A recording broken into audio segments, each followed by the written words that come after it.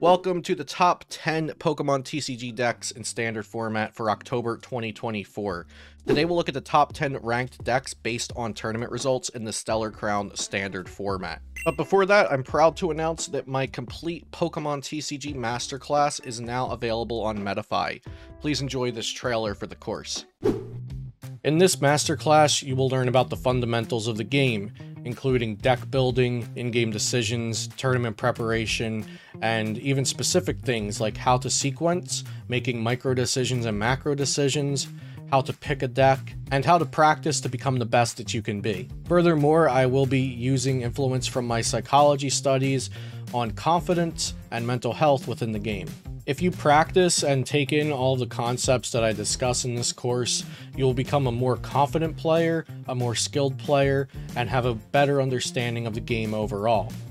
Regardless if you just started playing the Pokemon TCG, you've been playing for a few months or years, or even if you've been attending tournaments, I guarantee that 99% of players will learn something from this course, whether it's about the ins and outs of in-game playmaking decisions, or even just the confidence building skills that I talk about through matchup conceptualization and better mental health practices. If you're interested in this competitive Pokemon TCG Masterclass, please follow the link in the description down below or in the pinned comment. And now let's get into the top 10 decks for October 2024. Number 10, Palkia V-Star.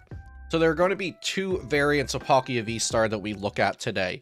Let's begin with Palkia V-Star with Noctowl, which placed 5th at the Champions League Tokyo. This variant of Palkia V-Star is using the new Terastallized tools that we got in Stellar Crown.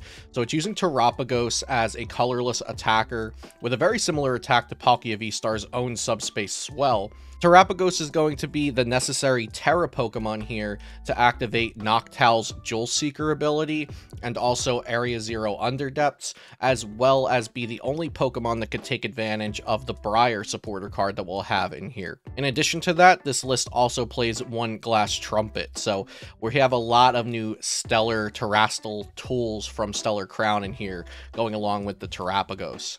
Palkia V-Star is the front and center Pokemon of this deck for a couple of reasons. Number one, the Subspace Swell attack. It does more damage for more benched Pokemon, and Area Zero Underdepths increases your bench size up to 8. So Palkia V-Star Subspace Swell is a great attack. Even better now that Area Zero Underdepths is a thing. In addition, it has the Star Portal ability. It can be used to accelerate energy to itself or to this Articuno that we have available with the Wild Freeze attack that can paralyze your opponent's Pokemon, as well as Radiant Greninja for its Moonlight Shuriken. This deck has a lot of support Pokemon, and Fan Rotom can find most of it with its Fan Call ability. So Fan Rotom can search out Hoot Hoot, Noctowl, Bidoof, and Skwovet. The only part of that it can't search out is Bibarel because it's over the 100 HP mark. As for the other variant of Palkia V-Star, this Palkia V-Star Dusknoir with Greninja EX was piloted to a top 4 finish by Stefan Ivanov at the Dortmund Regionals. This version of Palkia is completely ignoring all of the new Terra stuff. It's actually using 0 new cards from Stellar Crown. And it is using the Dusknoir and Dusclops with the Cursed Blast abilities to accelerate your prize cards. So this deck can actually win the game in just like 2 attacking turns. It could go like double Dusknoir, knock out 2 single prizers, then swing at a 2 prizer with Subspace Swell, taking 4 prizes, and then clean up on the last turn with either Palkia or Blood Moon. But you also have the Greninja EX with Mirage Barrage, and then you also have Radiant Greninja's Moonlight Shuriken. These are both ways to take multiple knockouts at the same time without even using the Dusclops and Dusknoir. So both of these Palkia V-Star variants we looked at are pretty technical, have a lot of options, and if you're looking for a toolbox style deck with some cool combos and really high ceiling plays to look for, then these might be right up your alley. Number 9 is Pidgeot Control, and since Limitless lists the seniors and juniors results now for major events, we can actually take a look at the first place seniors list from Dortmund Regionals, which was Pidgeot Control. So Pidgeot Control is going to try to find a way to beat just about every meta deck and have answers to those all in the deck. So you'll see here we have the Farigiraf EX. This Pokemon has the Armor Tail ability that says prevent all damage done to this Pokemon by attacks from your opponent's basic Pokemon EX. So this will be successful at walling out Pokemon that only have basic EX Pokemon in their deck. Something like Raging Bolt, perhaps. Although they do have Sandy Shocks in Raging Bolt, that's why this deck plays Lost City. So if they have a single prize attacker that can get through your Farigiraf, or get through your Cornerstone Ogerpon, or through your Mimikyu, these are all the walls of the deck. You can use something like Pidgeot EX or Blood Moon Ursaluna to knock those out and send them to the Lost Zone with Lost City, and then go back to your walling strategy. So between those walls of Farigiraf, Mimikyu, and Cornerstone, that's your win con for a whole bunch of decks, depending on how you're going to wall out your opponent from taking their prize cards. Then you also have the Wellspring Mask Ogerpon with the Sob attack that can lock a Pokemon into the active pretty infinitely. So if your opponent is out of switch cards, they don't play something like Turo, and you attach a double turbo to your Wellspring Ogerpon, you'll be doing 0 damage every attack, sobbing them, and they can't retreat. So you can do that, and you have more resources than they do because you have things like Silene and Palpad. So you can pretty infinitely loop those kinds of cards so that your opponent will deck out before you do, and you win with that retreat lock. So yeah, this deck has plenty of ways to win the game against a myriad of decks, and that's why I was able to take first place in the seniors division at Dortmund Regionals. Number 8 is Dragapult EX. So Dragapult EX can be played in a couple of different ways. You can play it with the Pidgeot EX line, you can play it with Pidgeot EX and with Dusknoir, or you could pick just Pidgeot or Dusknoir. So we're going to be looking at the first place list from Dortmund Regionals. This was played by 2 Japanese players to this event, one of them finishing in first, Ryuki Okada. And this version of Dragapult EX does not play Pidgeot, which might be shocking to some at first glance. However, they are really leaning into this Tatsugiri with attract customers. It's searchable by Buddy Poffin. You have the rescue board to retreat into it or out of it. There's also a switch to get into the Tatsugiri if you need it. So this Tatsugiri finding your Arven most of the time, but can also find you some other supporters in the deck as well, will help you get set up. Because really, all you need for Dragapult is you need Arven for Candy and Sparkling Crystal, and then you're good to go. If you have a Dreepy and you have a Dragapult in hand, it's just Arven for Candy, Sparkling Crystal, attach Sparkling Crystal, start swinging with Phantom Dive. And then you have your support Pokemon, of course, the 2 Rotom Vs to make sure you're instant charging on turn 1, Lumineon V to find supporters as well, and Pheasantipede EX for supplemental draw as your Pokemon get KO'd. And the room that they have by not playing Pidgeot EX in here allows them to play a 2-1-2 line of Dusknoir. And you can already imagine between Phantom Dive doing 200 and then 6 anywhere, and then you have your Radiant Alakazam that can move damage, and now you also have the Dusclops and Dusknoir that can place either 5 or 13 damage counters at a time. You can take some crazy multi-knockout turns with this deck. And we'll take a quick look at the other version of Pidgeot. We'll see this 12th place list, which is actually playing both Pidgeot and Dusknoir in the deck. And honestly, looking at the 2 decks side by side, I would probably prefer something like this Pidgeot build myself. This looks more akin to the deck lists that I have been testing for Dragapult Pidgeot. However, we can't deny that the list without Pidgeot was the one that actually won the whole event. Number 7 is Iron Thorns, and we're looking here at the 5th place list from the Joinville Regionals. Iron Thorns EX is a pretty simple deck. It only plays 4 copies of Iron Thorns, no other Pokemon at all.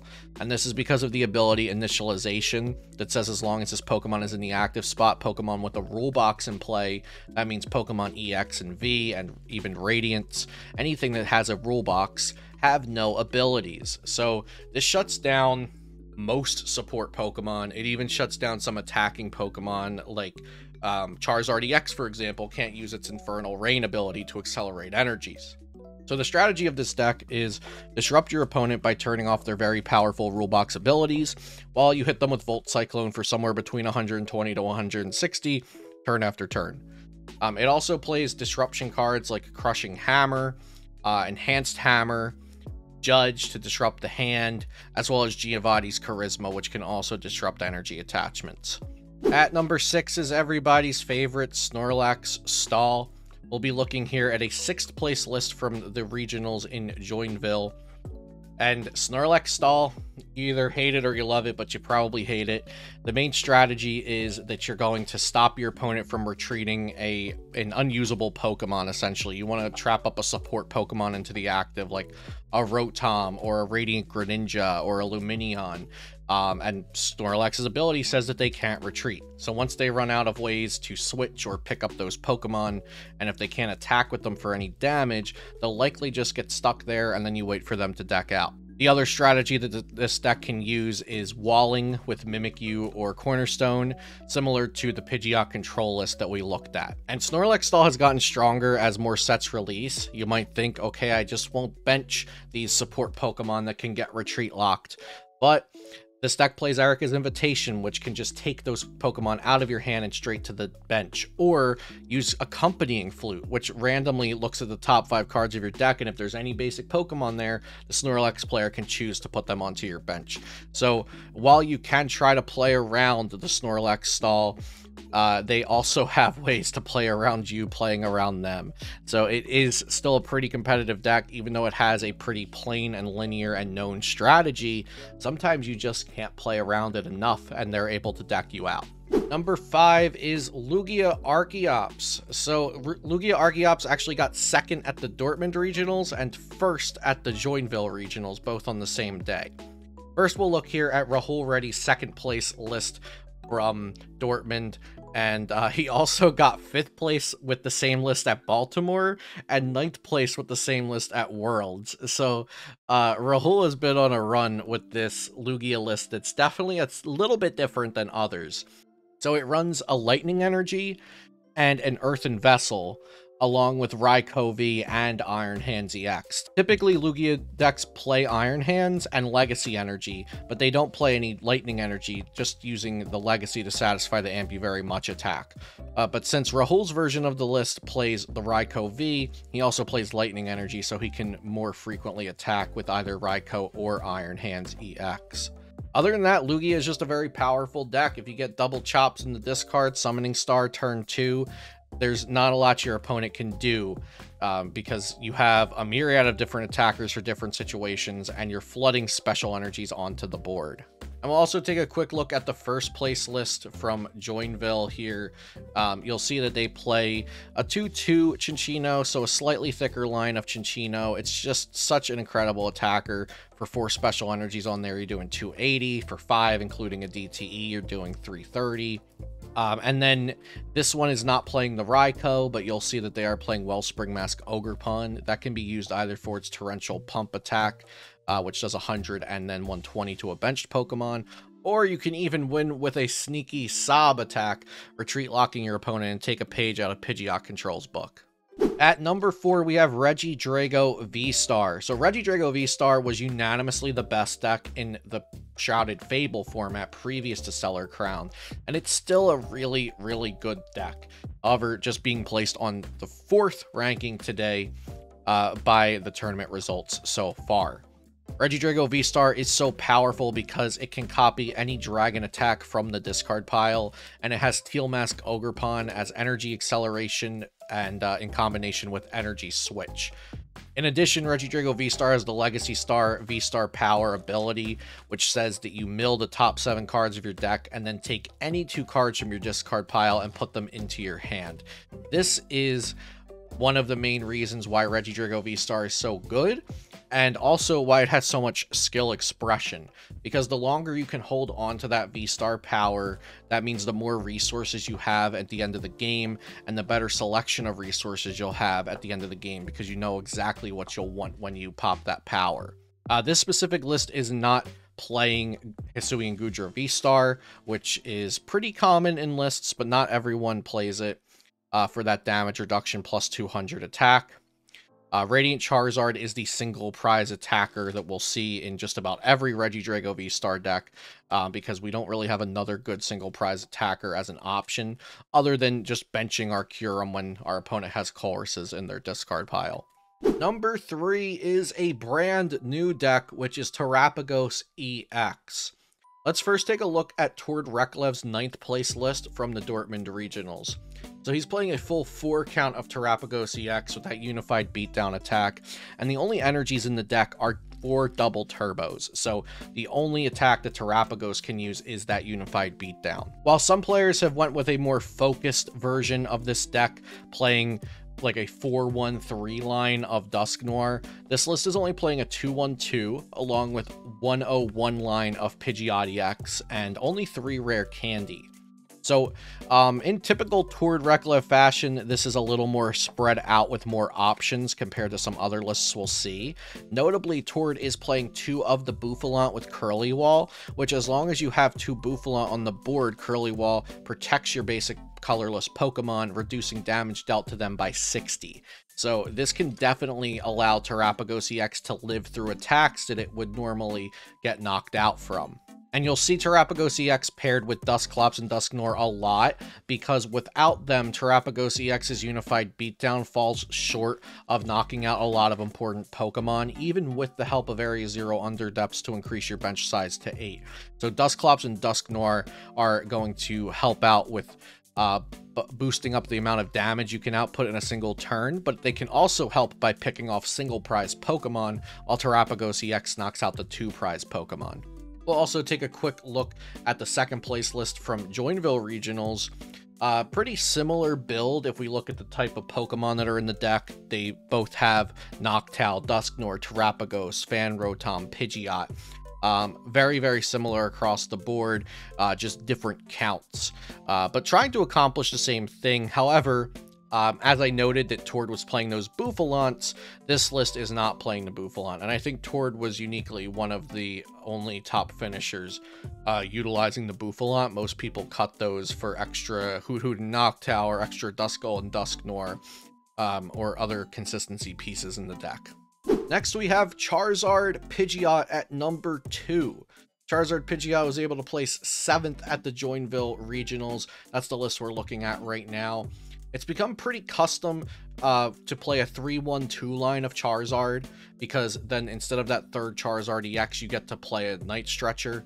And then it's also become pretty common to play a Thornton in your Charizard decks, so that even if your opponent knocks out all of your Charmanders or all of your Pidgeys or your only Duskull, you still have potential to get those Pokemon into play and start evolving them thanks to Thornton switching those Pokemon with something in the discard pile. Charizard Pidgeot is a really strong deck, very, very good inherent functioning and inherent strength. Even as the metagame changes around it, it's just a deck that has very, very good, like I said, fundamental strength between Charizard EX and Pidgeot. I mean, Charizard has 330 health and it hits like a truck. It accelerates energies to itself. And then Pidgeot is a free search for anything you want every single turn. So this is one of those decks where the cards are so stinking good that the deck has just like a pretty much a floor of strength. Even if the metagame warps and changes and isn't as favorable for it, this deck is still going to be pretty decent at least. And we see here this list was playing a maximum belt, but if we look at the open detailed card breakdown for Charizard EX, Pidgeot EX deck lists, we'll see that Unfair Stamp was the most popular, followed by Prime Catcher, followed by Maximum Belt, followed by Hero's Cape, followed by Grand Tree. Personally, I think Unfair Stamp is the best, and I agree with the stats here. I think Prime Catcher is the second best ace spec. And finally, the best deck right now is Raging Bolt Ogerpon. Here we're looking at the 5th place list from Dortmund Regionals. Uniquely, this list of Raging Bolt is playing a 1-0-1 line of Dusknoir along with 1 rare candy. Now, this actually works out pretty well because the deck's playing 3 Pokestop and 2 Night Stretcher. So even if you mill your Duskull Dusknoirs into the discard pile, you still have Night Stretchers to get them back, and then that rare candy is findable by the Pokestop as well. Raging Bolt Ogerpon is a very, very aggressive deck. You're looking to start taking knockouts the first turn you can attack and then never stop until you win the game. Teal Dance both draws cards and adds energies onto the board, and then Raging Bolt's Bellowing Thunder discards them all to do 70x the amount of energies you discarded. Briar is commonly being included in Raging Bolt lists now because you can use it to attack with Ogerpon for an extra prize card. Notably, this is really good into the Charizard matchup because Charizard is weak to Teal Mask Ogerpon. Note that this player was able to fit the Duskull, the Dusknoir, the Rare Candy into the deck by not playing any boss or any Pokemon catcher. The only gust effects, so to speak, that this list is playing is the 1 Iron Bundle, which moves your opponent's Pokemon. You don't get to choose which one comes up. And then, of course, the 1 Prime Catcher as the ace spec of choice. I hope you enjoyed today's video going over the top 10 decks in October 24 in the Pokemon TCG standard format. If you enjoyed the video, be sure to subscribe to the channel for more content. And if you'd like to see ways to support my channel, you can find those in the description down below. Also, don't forget to check out my Metafy page. Like I mentioned earlier, I just released a masterclass that I've been working on for what feels like forever, and I'm so happy that it's finally out. If you're looking to start your competitive growth in the Pokemon TCG, that is the place to begin. If you have any questions, leave them in the comments down below. Thanks for watching, and I'll see you next time here on Celio's Network.